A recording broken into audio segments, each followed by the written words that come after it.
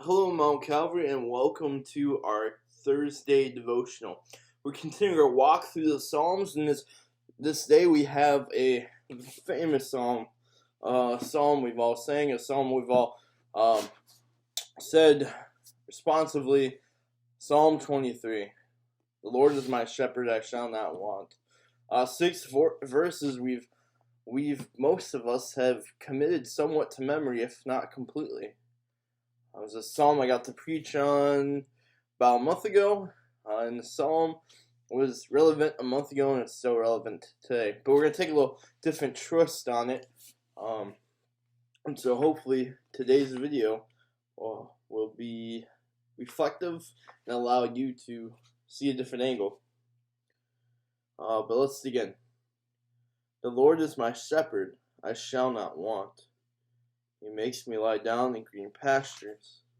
He leads me beside still waters. He restores my soul. He leads me in paths of righteousness for his name's sake. Even though I walk through the valley of the shadow of death, I will fear no evil, for you are with me. Your rod and your staff, they comfort me. You prepare a table before me in the presence of my enemies. You anoint my head with oil. My cup overflows. Surely goodness and mercy shall follow me all the days of my life, and I shall dwell in the house of the Lord forever. Next week, our country does a really cool thing that not every country does. We have put aside a whole day to give thanks. Some people have different takes. I was just going through my Instagram feed, and a friend from high school posted a post about how Thanksgiving is a hateful holiday, how it's like Columbus Day, and it has become divisive in this age of division. But I see it as a huge positive.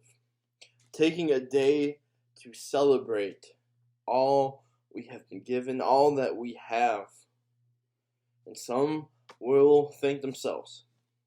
It's the reality of this broken world. Some refuse to live as if there's a God. But we as Christians know where all our gifts, where all our possessions, where all our talent, where all our breath, our life comes from. It doesn't come from you. It comes from the Father and the Shepherd and the Spirit. It comes from God. And today I love the way David opens up. The Lord is my shepherd, I shall not want. This psalm is used in a multitude of settings. It's a comforting psalm. But how many times have we prayed that? The Lord is my shepherd, I shall not want, and still wanted. For me, it's a lot. It's probably the same for you. Due to my brokenness, due to my selfishness, I never have enough. It was my birthday on Tuesday, and today I saw something that I thought was really cool. So I sent it to my parents and said, hey, if you are looking for a Christmas gift, this might be cool.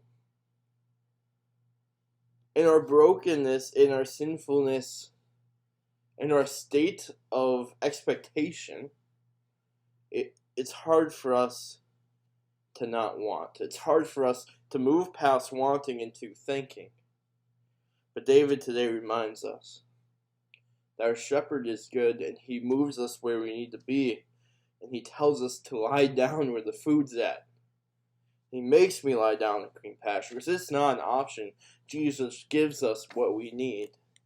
And then he takes me beside still waters. He gives me what I need daily. And Luther, in the Large Catechism, says pretty much everything you have, everything in this world, is a gift from God, as a part of that daily bread.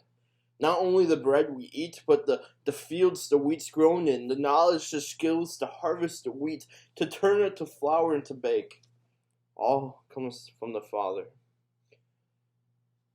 And God goes beyond the necessities. He restores our soul.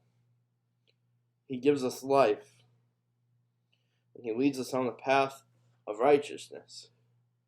He does this, of course, not through you and not through me and not through our actions, but through His Son, though innocent, who took your sin and my sin to the cross and left it there. Not because He needed it to be righteous, but because He loved you. And you cannot do that yourself. Our God is an amazing God who gives us more than we can even imagine. He has given you His Son so that way you can walk in His path, in His righteousness. For that we give thanks and we don't fear, because we know we are in the hands of the Father. We know we're in the hands of God, and He will protect us from everything.